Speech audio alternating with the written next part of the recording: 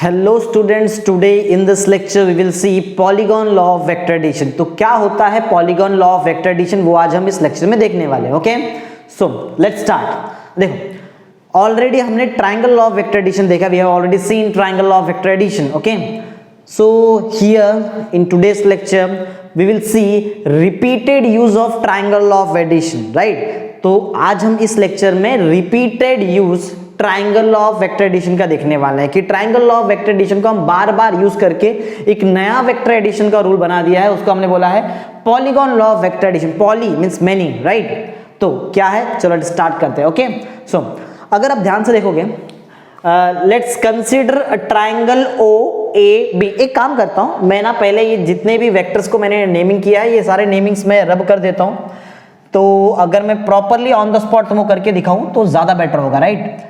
तो I hope ये जो मैं अभी करूंगा आपको समझ में आएगा, क्योंकि है बहुत सिंपल, डिफिकल्टी लेवल यहाँ पे बिल्कुल भी नहीं है, बहुत इजी है अगर आपको triangle law of vector addition आता है। Okay, so let's start. Okay, so आप देख रहे हो यहाँ पे मैंने एक पॉलीगॉन बनाया है, पॉलीगॉन मेनी साइड्स के एक ज्योमेट्री बनाया मैंने यहाँ पे। Okay, so let's consider vectors, right. हम यहाँ पे वेक्टर्स कंसिडर करते हैं।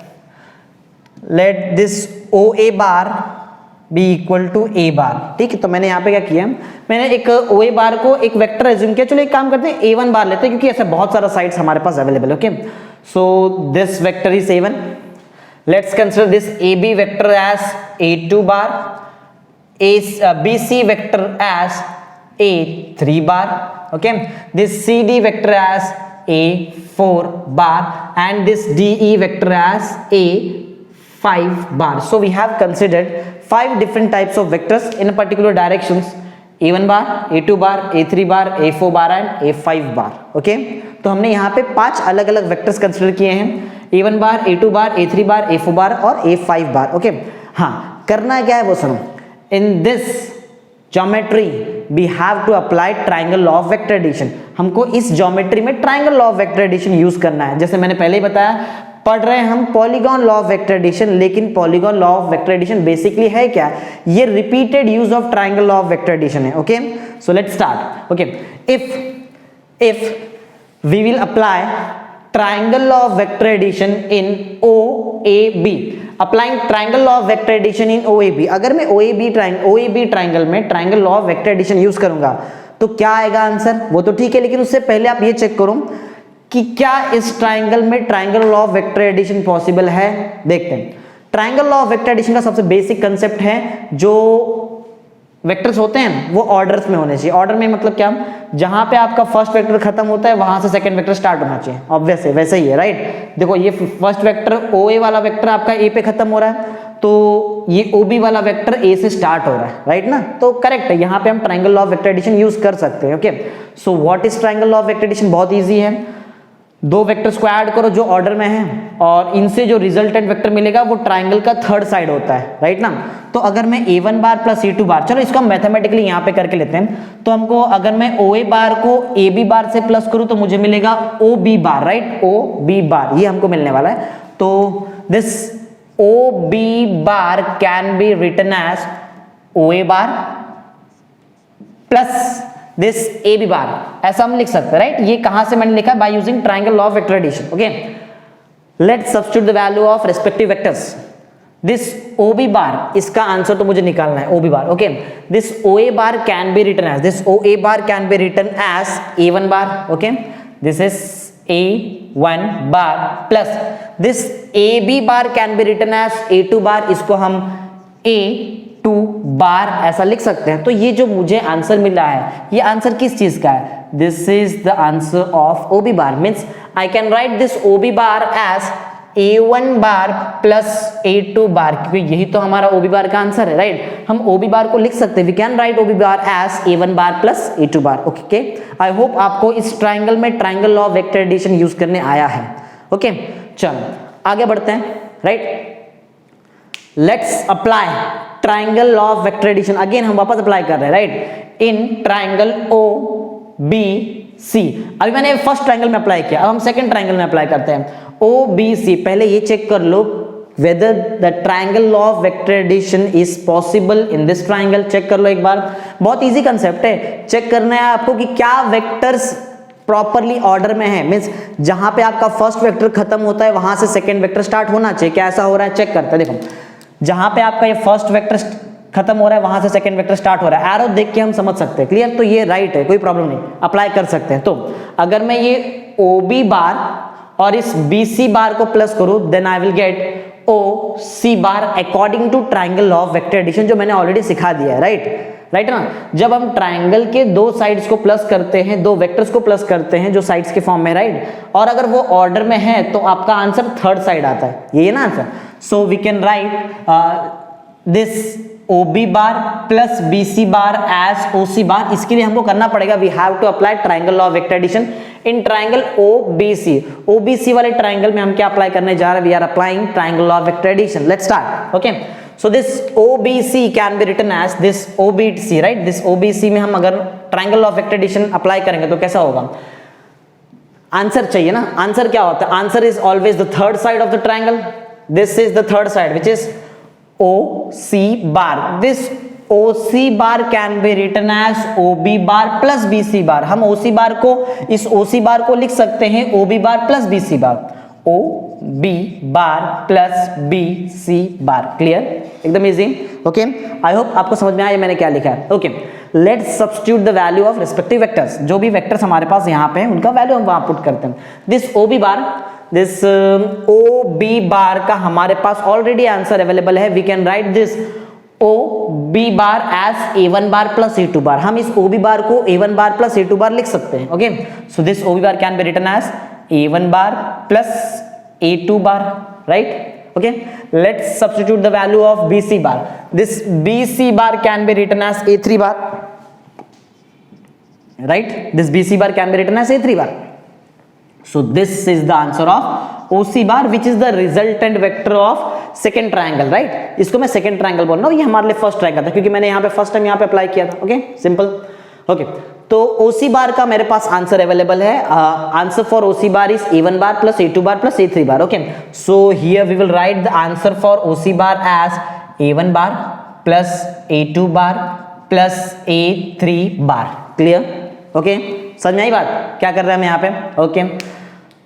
Let's apply triangle law of vector addition in third triangle which is OCD। देखो मैं बोलता तो हूं कि हमको triangle law of vector addition apply करना है, बट उससे पहले आपको ये चेक करना है whether the triangle law of vector addition is possible in this triangle। आपको चेक करना है, बहुत इजी है, कैसे चेक कर सकते हैं, just you have to check that the two sides of triangle are in order or not। आपको चेक करना है क्या ट्राइंगल के दो साइड्स ऑर्डर में है या नहीं, जो ऑब्वियसली दिख रहा है। देखो OC जहां पे ये आपका वेक्टर खत्म हो रहा है वहां से एक सेकंड वेक्टर स्टार्ट हो रहा है, मींस ऑर्डर में तो है, क्लियर, तो हम यहां पे यूज कर सकते हैं, we can use triangle law of vector addition, okay. Let's apply triangle law of vector addition in OCD, applying triangle law of vector addition in OCD। देखिए ये जो मैंने ऑलरेडी बहुत कुछ चीजें यहाँ पे लिख के रखी हुई, इससे ऐसा होता है कि कुछ टाइम हमारा बच जाता है, राइट। जो चीजें बताने लायक नहीं है, जो एक्चुअल कंसेप्ट है मैं लिख के बताऊंगा, राइट, और जो बेसिक चीजें वो आपको ऑलरेडी मिल जाएगी यहाँ पे, okay, okay. So we are applying triangle law of vector addition in OCD। Let's apply triangle law of vector addition in OCD। OCD में हम triangle law of vector addition use करते हैं, okay. So the resultant vector of this OCD is OD bar, right? OD bar हमारा answer है क्योंकि दो order में जो वेक्टर है इनको अगर मैं प्लस कर लूं, I will get the resultant vector as the third side of the triangle, okay?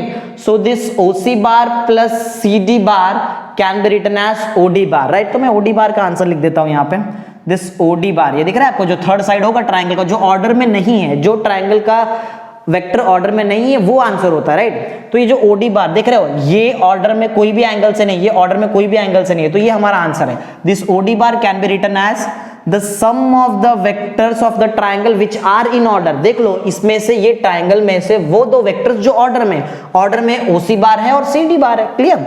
So this OD bar can be written as OC bar plus CD bar. Let's substitute the value of each and every vector, okay.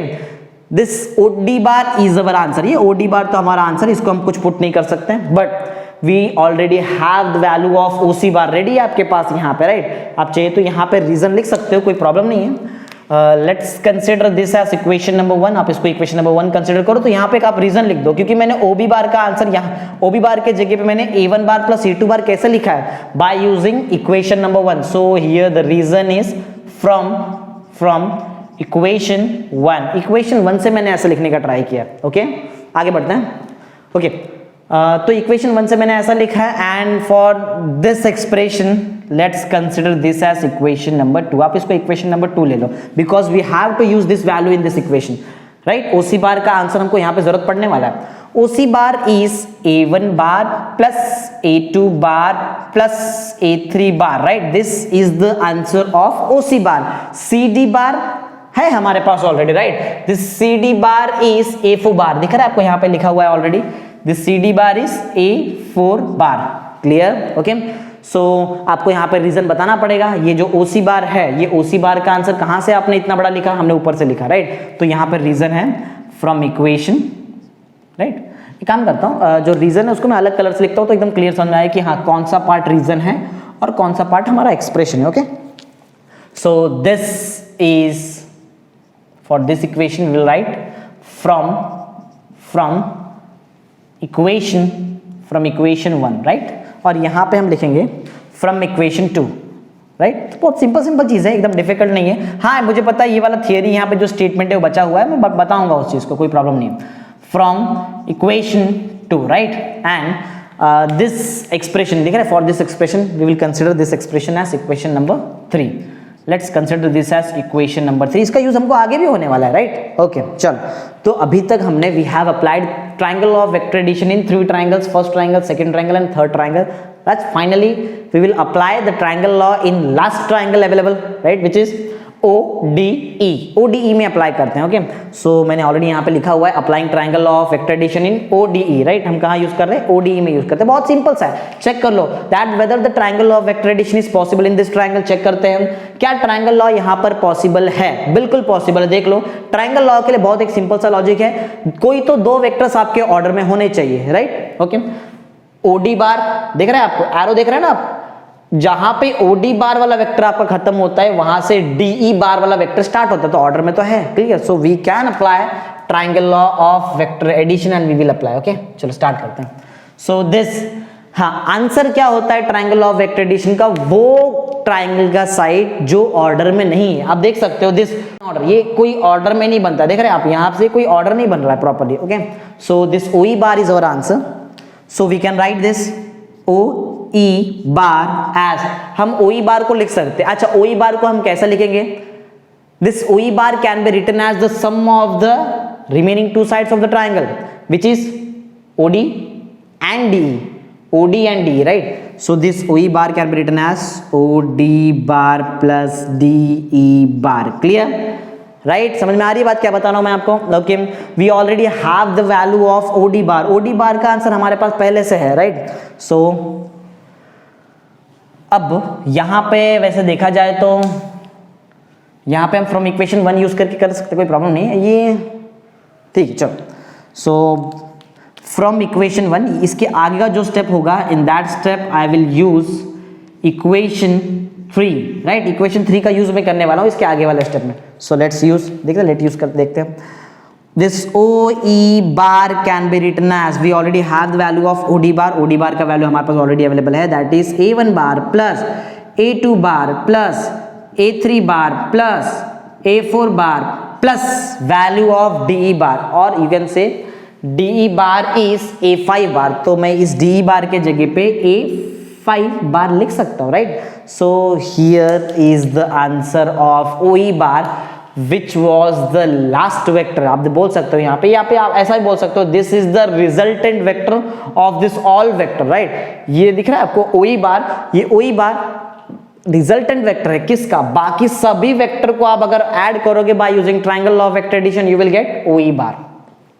Clear? Okay, अब मैं आपको इस statement समझाने का try करता हूं, क्योंकि बिना मैथमेटिक्स और बिना डायग्राम समझे हम स्टेटमेंट नहीं समझ सकते। अच्छा, इसका आंसर OD का आंसर भी हमने निकाल लिया है। This OD bar is equal to, OD bar का आंसर है तो हम यहाँ पे लिखेंगे this OD bar can be written as A1 bar plus A2 bar plus A3 bar plus A4 bar. Clear?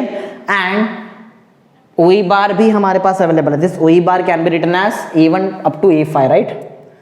A1 bar plus A2 bar and so on up to A5 bar. Clear? A5 बार तक हम ऐसा जा सकते, कोई problem नहीं. A5 बार तक. Okay, सो diagram complete हो चुका है. मैथमेटिकल एक्सप्रेशन भी मैंने आपको सिखा दिया है. Okay, let's move on to statement.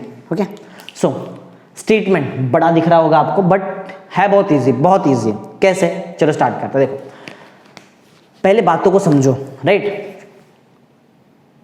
जो ये कब यूज किया जाए, polygon law of vector addition कब हमको यूज करना है? When we have to use polygon law of vector addition. अगर ये क्वेश्चन है तो इसका सिंपल सा आंसर है when we have number of vectors. जब बहुत ज्यादा वेक्टर, जैसे देखो 1 2 3 नहीं, बहुत सारे वेक्टर्स हमारे पास यहाँ पे.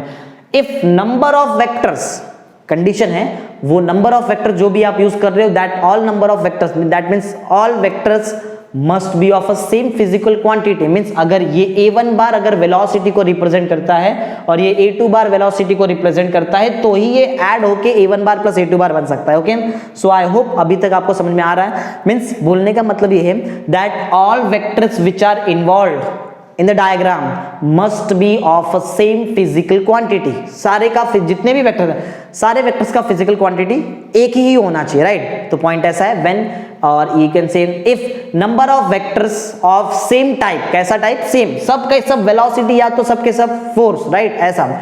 when number of vectors of same type are represented in magnitude and direction. देख लो, हर वेक्टर के पास अपना मैग्नीट्यूड और डायरेक्शन है. हर वेक्टर के पास अपना मैग्नीट्यूड और डायरेक्शन है. मैग्नीट्यूड मींस लेंथ होता है, राइट? ये केस में लेंथ होगा. ओके, सो व्हेन और if number of vectors of same type are arranged in magnitude and direction, या फिर आप बोल सकते हो are represented in magnitude and direction by the sides of incomplete polygon. देख सकते हो ये जो भी मैंने लिखा है, अगर मैं ये रिजल्टेंट को यहां से हटा दूं, देखो तो आपको जो भी यहां पे मिलेगा ये क्या होंगे? ये पॉलीगॉन जो इनकम्प्लीट है, क्योंकि ये आंसर तो मैंने निकाला, ये पहले थोड़ी था यहाँ पे, राइट? तो इनकम्प्लीट पॉलीगॉन के वो साइड्स होंगे A1 बार. देख सकते हो, देखो जो भी नंबर्स आए हैं A1 A2 A3 A4 वो सब एक्सट्रीम्स पे आए, देख रहे हैं? ऐसा कुछ. Okay, so when number of vectors of same type are represented in magnitude and direction by the sides of incomplete polygon. incomplete इसलिए बोला है कि ये तो आंसर आया है, ये पहले नहीं था हमारे पास, तो ज्योमेट्री कंप्लीट ही नहीं है. जब ज्योमेट्री कंप्लीट नहीं है तो incomplete polygon. Okay, so when number of vectors of same type represented in magnitude and direction by the sides of incomplete polygon, then the resultant vector must also be represented in magnitude and direction by the side of, by the remaining side. आप बोल सकते हो जो side बच गया है, क्योंकि यही साइड तो बचा था, तो इसकी वजह से आपका पॉलीगॉन इनकम्प्लीट हो रहा था, right? So this resultant vector is also represented in magnitude and direction by the side of, by the remaining side of polygon, right? इसको हम क्या बोल सकते हैं? ये remaining side में आता है. अच्छा, ये start कहाँ से होता है? ये जो आपका resultant vector है, this resultant vector starts from the starting point of first vector. This is the first vector. ये first vector का starting point यहाँ से. तो आपका जो resultant vector है वो first vector के starting point से start होता है और कहाँ तक जाता है? लास्ट वेक्टर के एंड पॉइंट तक, क्योंकि A5 बार मेरा लास्ट वेक्टर है. क्लियर? तो पॉइंट बहुत इजी है, स्टेटमेंट भी बहुत इजी है, याद रखना बस आपका काम है. ओके, बहुत इजी स्टेटमेंट, ध्यान दो फिर से एक बार. Okay, if number of vectors of same type are represented in magnitude and direction by the sides of incomplete polygon, then their resultant is also represented in magnitude and direction by the remaining side of a polygon, starting from the starting point of the first vector to the end point of the last vector. second vector नहीं, to the end point of the last, क्योंकि A5 मेरा last vector, right? ये जो बीच में ये जो vectors आए वो तो हमारा आंसर था, राइट? ओके, आई होप आपको एकदम क्लियर है. तो डायग्राम हमने सीखा, कब ये polygon law of vector addition use करना है वो भी हमने देखा. When number of vectors are available, right, of same type. फिर हमने स्टेटमेंट भी देखा और मैथमेटिकल एक्सप्रेशन भी देखा. जब ये सब मैथमेटिकल एक्सप्रेशन हमने देखा तो यहाँ पे हमने कंक्लूजन निकाला that this polygon law of vector addition is nothing but the repeated use of triangle law of vector addition, जो ऑलरेडी मैंने यहाँ पे लिखा हुआ है. देख सकते हो आप, मैंने जो बोला वही चीज यहाँ पे लिखा हुआ है. This polygon law of vector addition is nothing but the repeated use of triangle law of vector addition. Okay, I hope आपको A to Z सारी चीजें यहाँ पे क्लियर है। Okay, thank you.